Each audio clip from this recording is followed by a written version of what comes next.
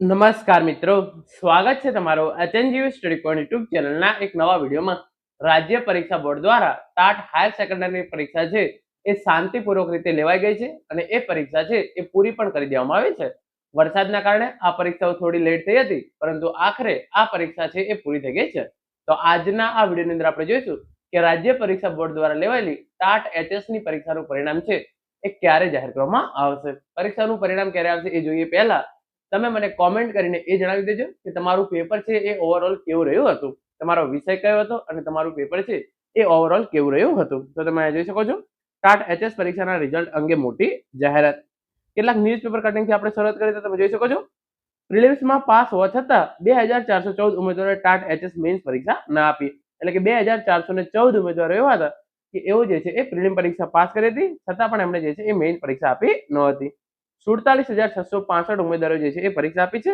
ગ્રામ્યમાં 94.84 અને શહેરમાં 94.94% જે છે એ ઓવરઓલ હાજરી નોંધાઈ છે. તો આ પ્રમાણે જે છે એ 8 તારીખે ટાટ એચએસ પરીક્ષા યોજાઈ હતી અને કુલ 47,739 ઉમેદવારો જે છે એ હાજર રહ્યા હતા અને પેપર 2 ની અંદર 47,665 ઉમેદવારો જે છે એ આ પેપર આપેલો છે. તો પેપર 1 47,739 ઉમેદવારો અને પેપર 2 છે એ 47,665 ઉમેદવારો જે છે એ પેપર આપેલો છે.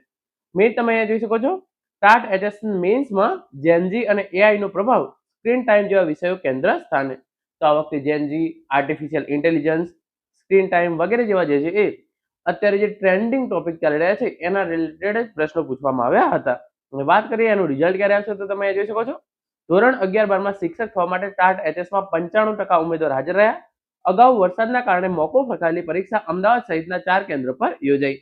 પેપર 1માં 2330 અને પેપર 2માં 2414 ઉમેદવાર ગેરહાજર રહ્યા. સપ્ટેમ્બરમાં પરિણામ જાહેર કર્યા બાદ ભરતી પ્રક્રિયા હાથ ધરવામાં આવશે. તો આ પરિણામ જે છે એ સપ્ટેમ્બર મહિનાની અંદર જાહેર કરી દેવામાં આવશે. આ પરીક્ષાનું પરિણામ સપ્ટેમ્બરમાં જાહેર કરી દેવામાં આવશે. રાજ્ય પરીક્ષા બોર્ડ દ્વારા રાજ્યની ઉચ્ચતર માધ્યમિક શાળાઓમાં જે છે એ શિક્ષક બનવા માટે દ્વિસ્તરીય ટાટ પરીક્ષાનું આયોજન કરવામાં આવેલું હતું, જેની અંદર 200 ગુણનું જે છે એ પેપર લેવામાં આવ્યું હતું. તો એના માટે પહેલા જે છે એ પ્રિલિમ્સ યોજાઈ, એના પછી આ મેઇન્સ એક્ઝામ છે અને હવે તમે અહીંયા જોઈ શકો છો એકવાર જે છે એ આ પરીક્ષાનું પરિણામ આવી જાય એના પછી જે છે એ નવી ભરતી પ્રક્રિયા છે એ શરૂ કરવામાં આવશે અને ધોરણ 11-12 ની અંદર જે છે એ શિક્ષણ સહાયક ભરતી છે એ શરૂ કરવામાં આવશે. મિત્રો, આ હતો આજનો વિડીયો જેની અંદર આપણે ટાટ એચએસ પરીક્ષાનું પરિણામ ક્યારે આવશે એના વિશે વાત કરી છે. તો સપ્ટેમ્બર મહિનાની અંદર ટાટ એચએસ પરીક્ષાનું પરિણામ છે એ રાજ્ય પરીક્ષા બોર્ડ દ્વારા જાહેર કરી દેવામાં આવશે. તો મિત્રો, આ હતો આજનો video. Thank you so much for watching.